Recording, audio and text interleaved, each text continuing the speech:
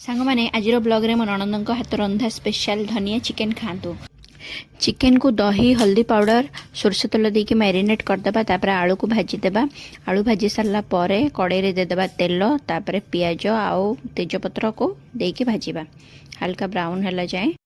तापर अदा रसुण पेस्ट दे सब मसला ऐड करदेबा। मसला रे अच्छी जीरा पाउडर धनिया पाउडर हल्दी पाउडर काश्मीर लाल मिर्च चिकेन मसला और लास्ट ऐड करदेबा लुण।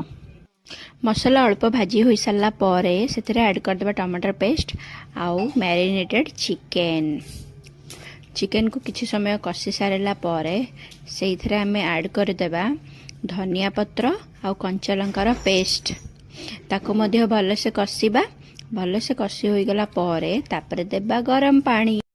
पानी पीबा छाणी आउ चिकेन को खाइबा टाणी। हो गला रेडी हमर चिकेन तरकारी। चिकेन को टाणी खाई आम ज्वाई पुओ एठी गोलाप फूल जगह मंदार फूल दे वाह वाह करुछंती।